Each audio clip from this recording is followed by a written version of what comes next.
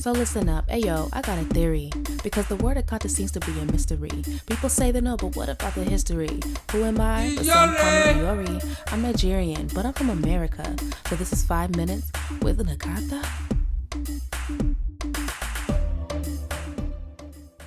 In today's quest to learn more about the word Akata, I speak to one of the most influential people in my life who has taught me pretty much everything I know.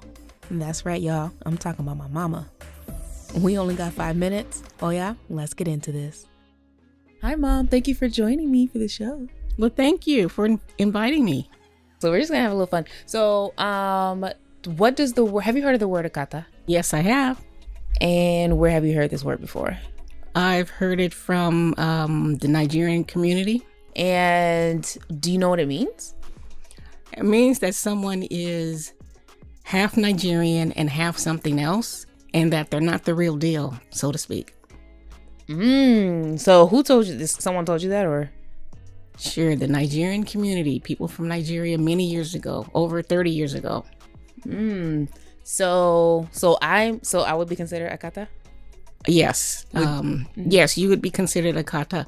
Your brother, Bella, probably would not be considered Akata because he lived there for many years. He knows the language, the customs and traditions, so he would be considered the real deal, even though he's half African American and half African. Interesting. So you're not Akata? No, I'm not. No, I'm African American and Native American. I know that's right.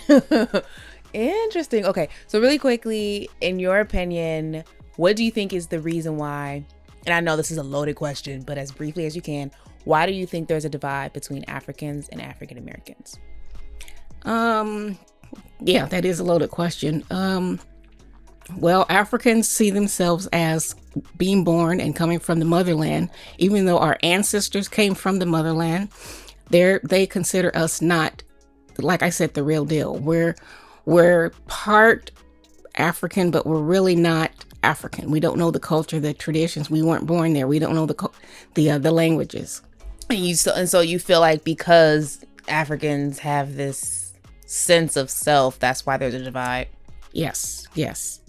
And on the flip side, some African Americans have a sense of self too.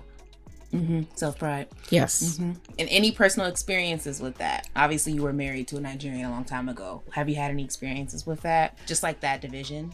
Yes. A lot of people saw your dad as better than African Americans. When he starts talking, it's like, oh, he's not from them. He's not one of those. So they treated him much better than they treated African Americans.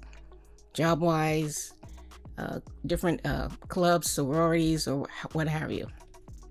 Interesting. This definition just keeps changing and shifting, and that is why I told y'all I want y'all to be a part of this journey, because this is what I'm experiencing when I talk to different people about how they associate with the word or how they define the word.